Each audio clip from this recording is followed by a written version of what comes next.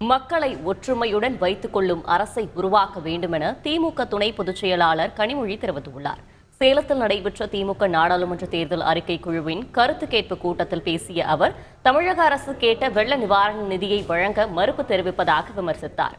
மேலும் ஜிஎஸ்டி தொடர்பாக வியாபாரிகளுக்கு ஏற்பட்டுள்ள குழப்பத்தை நீக்க பலமுறை கேட்டும் எந்த நடவடிக்கையும் எடுக்கவில்லை என குற்றம் சாட்டினார். வெள்ள நிவாரணத்தை கூட அளிக்க மறுக்கக்கூடிய ஒரு சூழல் இருக்கிறது. வியாபாரிகள் மிகப்பெரிய அளவில் பாதிக்கப்பட்டிருப்பதற்கு காரணமாக இருக்கக்கூடிய அந்த ஜிஎஸ்டியில் இருக்கக்கூடிய குழப்பங்களை அவர்கள் காது கொடுத்து கூட கேட்க தயாராக இல்லாத ஒரு சூழலில் மக்களுடைய அரசாக, மக்களை ஒருங்கிணைத்து ஒற்றுமையாக வாழ வைக்கக்கூடிய, முன்னேற்ற பாதைகளை அழைத்து செல்லக்கூடிய ஒரு அரசாக உருவாக்க வேண்டும். அது உங்கள் கைகளில் இருக்கிறது. செய்திகளை உடனுக்குடன் தெரிந்து கொள்ள உடனே சப்ஸ்கிரைப் பண்ணுங்க.